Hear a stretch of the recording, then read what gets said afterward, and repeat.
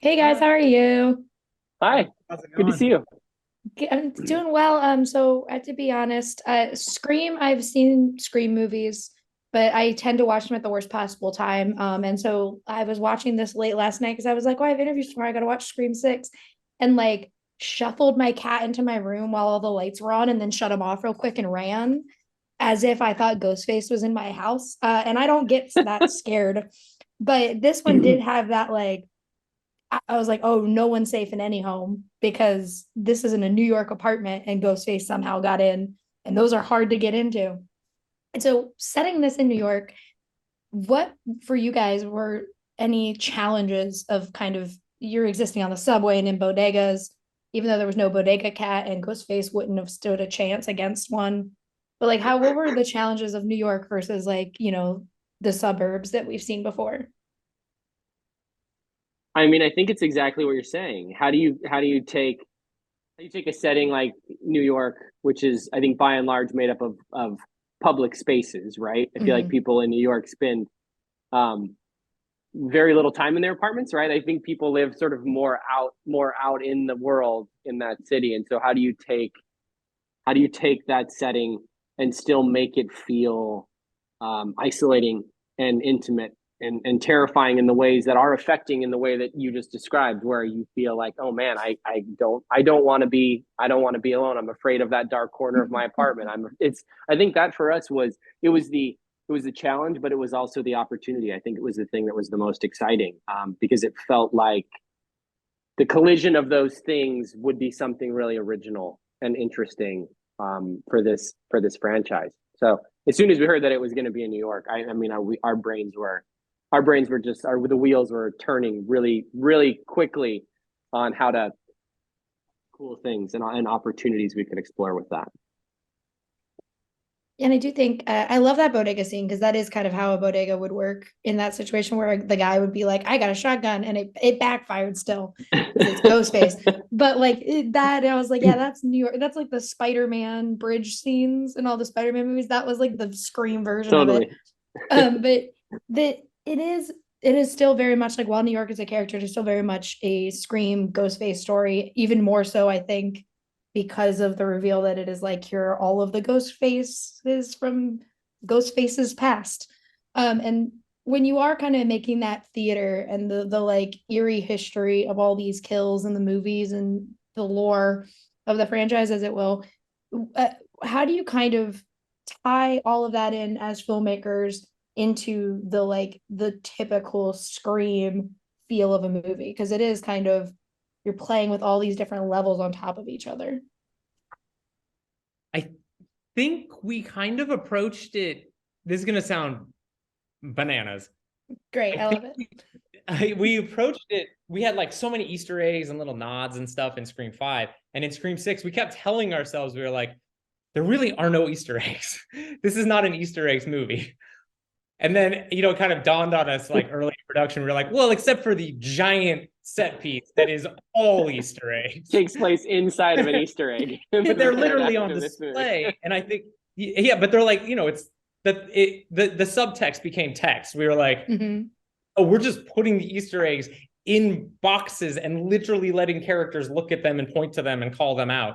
And yeah, so it's we just treated it like it's a crime story, and I mean Mm-hmm. that was a lot of the fun for this, is that there was like a real mystery engine of not just the who done it of it's one of you and it's you or it's you. It was really like there are cops on the case trying to solve this crime and kind of peeling back that onion or peeling back those layers. And that was really fun for us.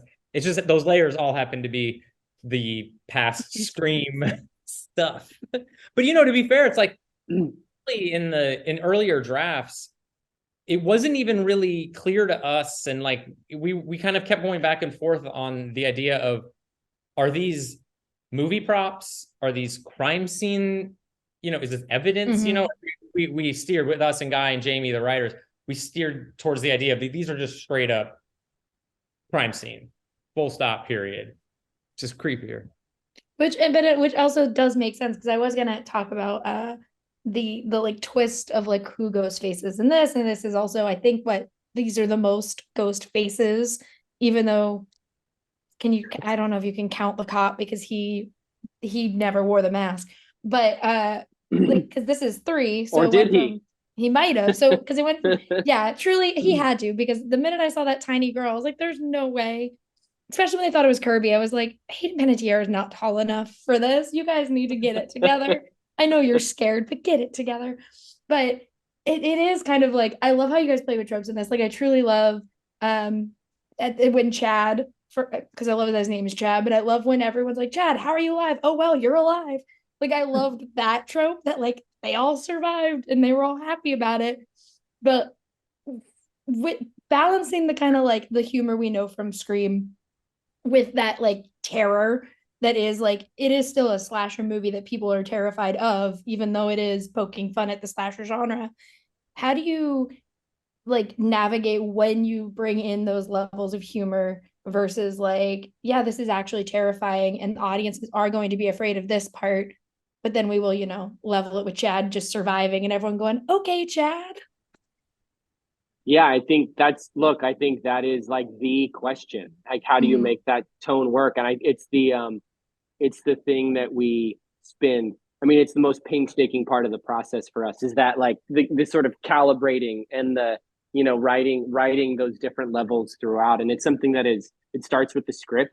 And then it really for us is about making sure that performance is so important to that, the audience is always watching an ensemble of characters who are treating their situation in as grounded and real a way as possible, even when they're talking about like the absurdity of the movies, like that, Mindy's monologue about the franchise, that's real to her, right? She's not trying to make anyone laugh. It's not a joke. That character is just expressing a truth about who she is and how she feels about the situation they're in. And I think that for us, that is always the goal. That's how you make air. It's how you make it feel like it's real, even though it exists in its own little kind of heightened reality, that there are still some rules to that reality. And then once you have characters who are believably honest, regardless of the circumstance they're in, then you can do the crazy, scary thing, and those little bits of character can kind of pop through and give you moments of relief. But for us, even in the edit, we're like, that joke is too trying to be a joke. That line feels like it's reaching out of the screen to make people laugh instead of it just being an honest character moment, and so it gets cut. And though that close up of that bodega clerk's neck all exploded is too gross and feels like it's in a different movie, so that gets taken out. And it's all about just making sure that you're constantly kind of calibrating things so that it feels like everything coexists, but it's a guided experience. Yeah, I do think that the movie as a whole, there are so many. You said there were no Easter eggs, but then I like remembered Samara Weaving being in the beginning, and just delusional. That's all that. But no, Samara Weaving being in the beginning, and then Ready or Not's there are so many Easter eggs in this movie. So many Easter eggs. Yes, to be clear. But more in this movie than 5. Yes. But as a final question, I just want to know, like, obviously the end teases like Sam is looking at the mask that it was Billy's, drops it and leaves, but it is kind of like, you're like, all right, well, now who is going to be the next?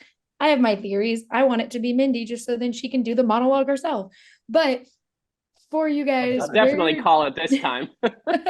Yeah, she's calling it. Where do you guys see the franchise continuing? Because you guys kind of were responsible for the revival of it, and now everyone is like obsessed with 5 and 6. Where do you kind of see this story continuing, or do you see it continuing?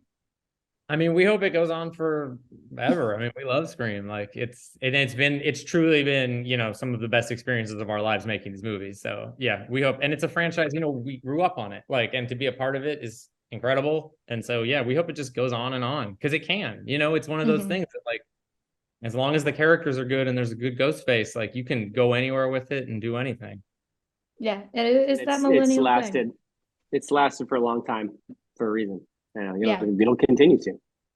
Yeah, I hope it does, because I will not watch it at 12 o'clock at night on a Monday, but I loved Scream 6. So thank you guys so much for talking with me today, and I can't wait for the people who haven't seen it to be scared in their own homes like I was. Thank you, Rachel. It's great to meet you. Great one. Yeah, you too. Bye.